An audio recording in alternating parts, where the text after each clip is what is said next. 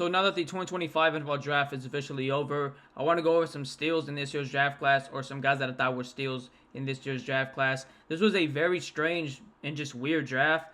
A lot of guys that I thought were going to get drafted way early on fell in this year's draft class. For example, these three guys on your screen right now. So without further ado, let's get right into this video. If you're interested in more like NFL content, please consider subscribing. I'm going to be dropping a lot during this week because of the NFL draft. So if you're interested in any of that content, please consider subscribing. But without further ado, let's get right into this video. First steal on this list is Chris Paul Jr. at 172 to the LA Rams. This was my number 3 linebacker in this entire draft class. I like his athleticism. I like his instincts. 22 years old, like his size for the position.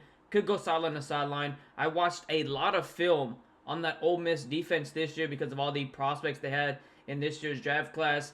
And Chris Paul Jr. was the guy that always stood out to me, man. Phenomenal, just smart player. Really do think this was a steal for the LA Rams. Don't understand why he fell this late to this year's draft class. I thought he was a guy that was going to go round 3, round 4. For sure, at least round 4. But I thought he was a day 2 guy, 100% in this year's draft class. For the LA Rams to get a guy that I thought was going to get drafted inside day 2, phenomenal steal. And to get him at round 5, 172, that's a huge steal. This is probably going to be a guy that starts for them day 1. The LA Rams do need some more linebackers. But Chris Paul Jr., 22 years old, solid frame for the linebacker position, solid athleticism, solid in pass coverage, really good run defender. Like this pick for the LA Rams. Trey Amos at pick 61 to the Commanders was an absolute steal. Trey Amos, to me, was the number 5 cornerback in this year's draft class. Great length, great arm span for the cornerback position. Great ball skills. Might not give you a lot of interceptions per se, but he's going to use his length and give you a lot of pass breakups. Really good in press, whether that's in man or zone coverage. Thought he was a little bit better in man coverage, but phenomenal ability to drive on the ball as well in zone coverage. This was a huge snipe for the Commanders. They needed another cornerback for that secondary. They just need more secondary help in general. And they got a top 5 cornerback, somebody that I thought personally could have got drafted inside the first round. That's how good I thought he was in this year's draft class. To see him get drafted in the later parts of day 2 is pretty crazy to me as a Packers fan. I'm okay with the round 2 pick, but if we would have got Trey Amos, I would have probably ran through a wall because this is somebody I really did like in this year's draft class. Tory Horton in round 5 was a phenomenal pick for the Seattle Seahawks. They need another wide receiver. Probably going to be their day 1 wide receiver 3 for this offense. This is somebody who I thought was a legit top 10, top 12 wide receiver in this year's draft class pretty easily. I had him in that top 10 range for a really long time, and then I started watching some other guys. But he's a phenomenal receiver, 6'3", 6'2", really smooth mover, reliable hands. I don't think his ceiling's nothing crazy. Like, his athletic ceiling's not super crazy. He doesn't have, like, the most explosive movements for a guy his size. And for a guy his size, 6'4", 200-ish pounds, he's not the greatest against press, but really solid route runner, really smooth mover, reliable hands, really good around that middle part of the field. Gonna probably be the wide receiver 3 for this offense day 1. I thought this was a guy that was going to get drafted round 3, round 4. To get him in round 5, 166, phenomenal snipe for this team. This Seahawks, draft that they had was pretty solid. I'm not going to lie. They had a pretty solid and underrated draft. I don't see many people talking about them having a great draft, but I thought the Seattle Seahawks had a very solid draft. And Tory Horton was a very solid receiver in this year's draft class. And to get him in round 5 is a great steal. Now, the Chiefs got 2 steals right here on this list for me, and they had a great draft in general. The Chiefs had a very, very good draft. Definitely one of the winners, in my opinion, in this year's draft class. Them taking Rashad Smith in the 7th round. Maybe a guy that doesn't have the greatest measurements for the running back position. I think was a wide receiver, then switched to running back. That's why he looks more like a wide receiver than anything. But this is a guy that, has some dynamicness in his game. They need another running back in that room in general. They need another dynamic weapon in that room.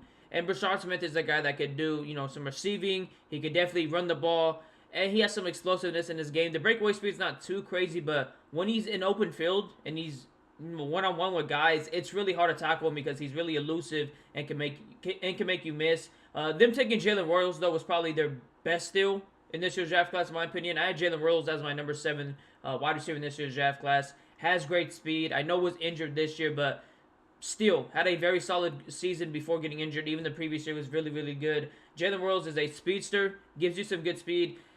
I think, his ceiling, and it's a very high one. I'm not comparing him to anything like him yet, but Like, his game is very reminiscent to a Jamar Chase, and I've heard other people say it as well. He's one of those guys where he has some good, like, releases off the line. He has some good route running overall. He's still getting better. But his hands, he's a natural hands catcher with some speed. But once you give him the ball, he has a chance to always make guys miss and potentially score. Like, that's his game. And for him to go in round 4 to me was a crazy, crazy just steal and disrespect to him, in my opinion. I thought this guy was going to go inside the top 3 rounds. To see some other wide receivers in this year's draft class get drafted before him was just a little crazy. But Jalen Rose and Brashad Smith, 2 huge snipes and steals for the Kansas City Chiefs in this year's draft class. You just know Will Johnson had to be on this list. He was my number 1 cornerback in this year's draft class over Travis Hunter. And the injuries or the injury concerns with his knee must be very, very high because he did fall all the way to round 2, pick 47. This is a guy for the whole year, the whole draft process I had getting drafted inside the top 10, top 20 in this year's draft class. I was surprised once we got to pick 23 as a Packers fan, and he was still on the board. I thought he was going to be a Packer. Obviously, we drafted Matthew Golden. I'm very happy with that pick as well. But this is a guy who I think was the number 1 cornerback in this year's draft class. The knee injuries are, I guess, chronic at the next level, and that's why a lot of teams passed on him. But if he can stay healthy, man, I think this Cardinals team legit got a All-Pro, Pro Bowl cornerback and the number 1 cornerback in this year's draft class. And this is a phenomenal fit for Will Johnson in this Arizona Cardinals defense. I mean, Will Johnson's going to fit perfectly right into this defensive scheme. And if he can stay healthy for this Cardinals team, like I said, they're getting an All-Pro, Pro Bowl cornerback in the 2nd round. And somebody that I thought was easily a top 20 prospect and a top 20 lock in this year's draft class. ShedeurSanders, just had to be on this video. The Browns had a very interesting draft, and this isn't a video about the Browns, but for them to draft Dillon Gabriel in the 3rd round, a guy who I thought was definitely a day 3 type prospect, is just really weird. And then for them to draft the better prospect overall at the quarterback position in ShedeurSanders, day 3, someone that's probably going to be higher on him or higher than Dillon Gabriel on the depth chart, was just really weird. This isn't a video about the Browns, but I just thought they had a really weird approach to the draft. I thought they had a really solid draft, though, but just a really weird pick in their round 3, a premium pick in the top 100 with Dillon Gabriel, and then day 3 drafting the better prospect overall at the quarterback position in ShedeurSanders. But ShedeurSanders, I had as my number 3 quarterback in this year's draft class. Had him and Jackson Dart ranked pretty closely. The only reason Jackson Dart was at number 2 for me is because the higher ceiling, he's more athletic, has the better arm overall. So that's the only reason I had Jackson Dart ahead of him. I felt like if you want to develop a quarterback in this year's draft class in a really weak quarterback class, Jackson Dart was probably the better quarterback to develop. But ShedeurSanders, I felt like, was the 2nd most pro-ready quarterback in this year's draft class. Very, very accurate. When he's able to keep his feet on the ground or his cleats on the ground, he's pinpoint accurate. Extends the play way too long, takes unnecessary sacks. Doesn't have that elite arm strength. Athleticism is okay, but to get him in the 5th round, a guy that I thought was a day 2 prospect, and to get him in day 3 is an absolute snipe for the Cleveland Browns. I know people are saying they have like 20 quarterbacks in their quarterback room, but Deshaun Watson's probably never going to play snap for them. Joe Flacco's 40 years old on a 1-year contract. Kenny Pickett, I mean, we don't really need to say too much. Dillon Gabriel and ShedeurSanders are probably going to have a good chance at starting if they have a good, just offseason in general. I think the starter for this team, though, is going to be Joe Flacco. So this to me really doesn't change who I think their starter is going to be this year. I still think Joe Flacco, whether they drafted ShedeurSanders in the 2nd round, the 1st round, was still going to be their starter this year, at least for a majority part of this season. So to get ShedeurSanders, a guy that I thought was a day 2 lock in day 3, is an absolute snipe for a team that needs just a franchise quarterback or just a quarterback in general. Titans getting Alik Ayomayer in the 4th round, to me, was an absolute snipe. I thought this guy was a round 2, round 3 prospect pretty easily. I had him as a top 10 wide receiver in this year's draft class. Really smooth mover. I know his route running is not super elite, but for a guy his size, he moves pretty smoothly on the football field. He's very smart, too. Like, he sits in the zone, so he understands zone coverage very well when the defense plays it. He sits in the open zone, makes himself available, has solid hands. For a guy his size, I like to see him use his hands when it comes to catching a little bit more. I feel like he body catches a little bit too much, but has the ability to easily high point the football, jump up there, and come down with the ball. After the catch-wise, I don't think it's, like, he's not going to make you miss, but he's going to run through you. He has a very, like, physical run style after the catch. I thought he was a top 10 wide receiver in this year's draft class. I thought he was a guy that should have got drafted inside the first 2 to 3 rounds. Every time I did a mock draft for the Titans, when I didn't post one or when I was offline, or just any team in general, not even just the Titans, I would always draft Alik Ayomayer in the second and third round. I thought he was a really good prospect, someone that was going to get drafted that early. To get him in the fourth round, phenomenal pick. This team definitely needs another weapon for their franchise quarterback, Cam Ward. And they've got a lot.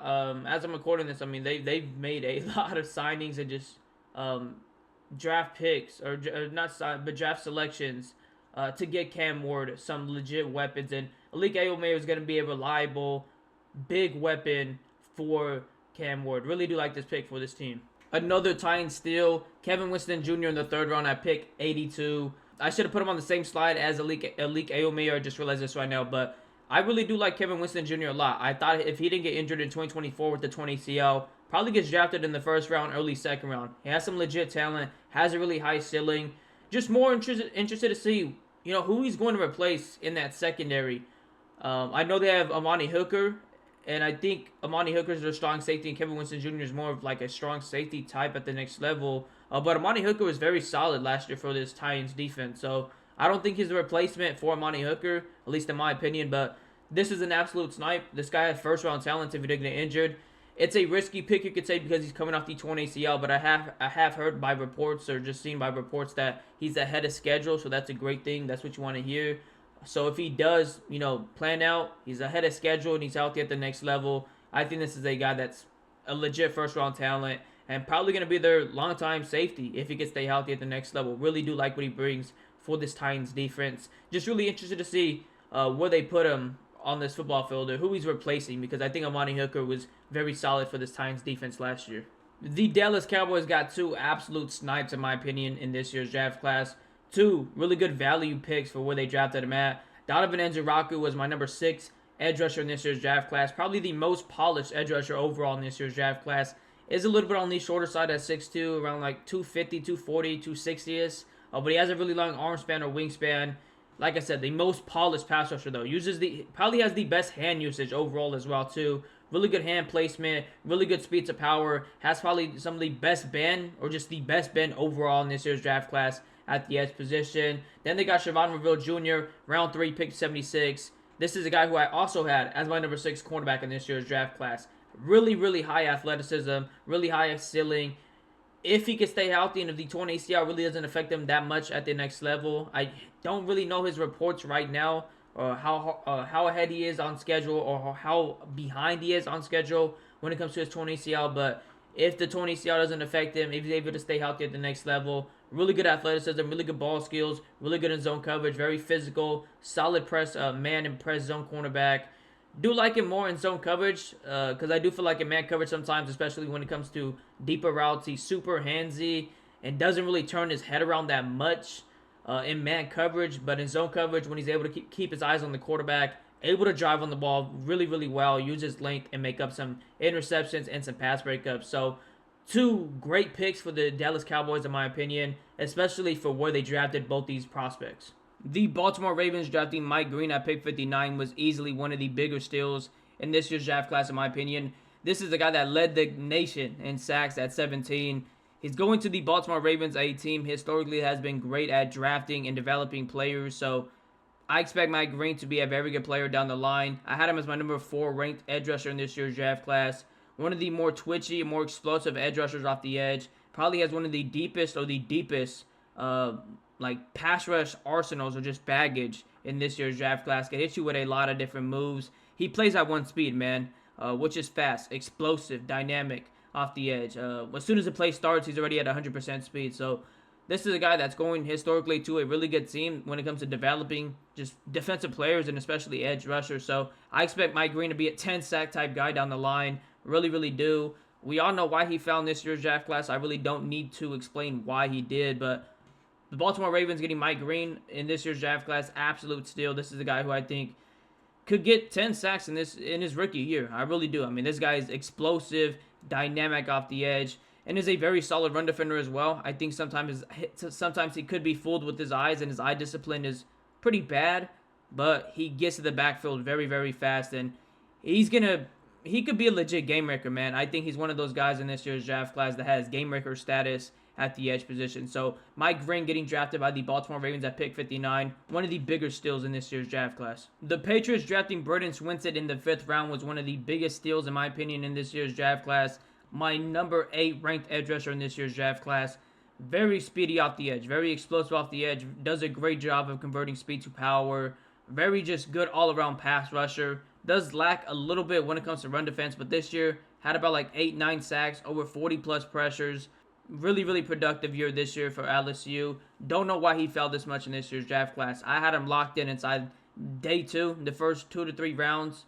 This is a guy who, like I said, very productive this year. One of the more productive and just all-around better pass rushers in college football this year. His tape was phenomenal. Converts speed to power very, very well. Maybe his baggage when it comes to pass rushing isn't as polished and as deep as some other guys in this year's draft class, but does a great job at getting to that outside pocket of the tackle and just bending that corner. Does a great, great job, and then also has some power to his game. Like I said, though, not the greatest run defender, but I did see him hold the edge solidly. I'm not saying he's bad, but not the greatest run defender, but this is a great value pick for the Patriots. This team definitely needs some more pass rushers. Bradyn Swinson is a guy that plays at a very fast speed, and he's very fast and explosive off the edge. And they got an absolute snipe in the 5th round. Like I said, this is a guy who I had going inside round 2 to 3 in this year's draft class. And the last steal on this list, Darius Alexander getting drafted by the New York Giants, pick 65 in round 3. This is a guy who I thought personally could have got drafted inside the 1st round, but was definitely going to get drafted round 2. For him to fall round 3 was an absolute snipe and steal for the New York Giants. I know is older. Darius Alexander is older, 24, going to be 25 once the NFL season starts up, I think. But this is a guy who I had as my number 5 ranked D tackle in this year's draft class.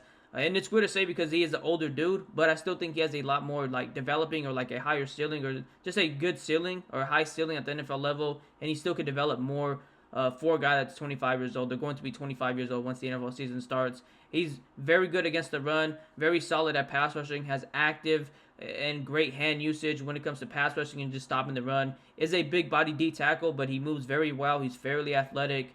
And like I said, my number 5 ranked D tackle in this year's draft class, and somebody that I thought personally could have got drafted in round 1 or could have got drafted easily in round 2. So to get him in round 3, an absolute steal. And I'm a huge TJ fan, but there's no way the Bills drafted TJ Sanders over Darius Alexander. I know TJ Sanders is way younger, but Darius Alexander to me was just the better overall prospect. So this was an absolute snipe by the New York Giants. This is the last steal on this video, just list in general. Let me know what you guys think in the comments about this video, who I missed on this video, who you would have added, and who else in general in this year's draft class had some steals and just had a good draft class in general. So it's been your boy Sports Culture. I'm out.